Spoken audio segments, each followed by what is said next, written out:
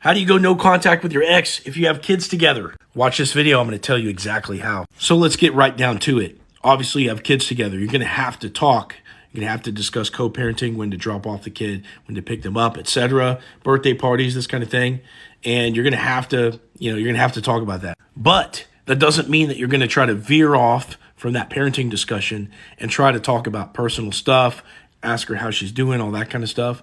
You can keep your interaction strictly about business when it comes to parenting the kids. Now, what I want you to do is try really, really hard not to seem closed off with your energy, not to seem butthurt or negatively reactive to her when you're in those parenting discussions. Just seem happy to be discussing, issues about the kids, but not in a space where you need to turn the conversation to some other topic that's going to lead into some kind of connection between you two.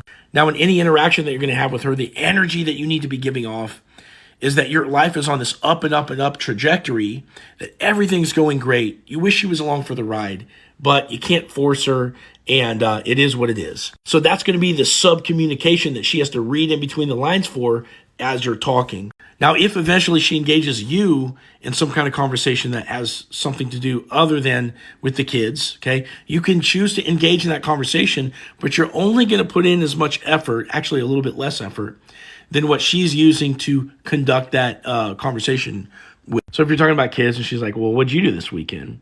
And you're going to be like, oh, yeah, I had a great time, went out with some friends and had a lot of fun. She's like, oh, okay. And she doesn't ask you anything else, then you're not going to continue that conversation. You're just going to be like, all right, well, I got to get back to it, but catch you next time. But if she keeps digging and she keeps wanting to talk to you, then keep talking to her. Again, if her effort level's right here, yours is going to be right below it, not way down here, but just a little bit less. That's going to allow her to keep trying more and more, and she's going to be effectively on the chase. Now, at some point, if you can tell that she keeps coming back and coming back and coming back and putting in effort, that's your cue to set up some kind of hangout eventually. It's not going to be on the first time.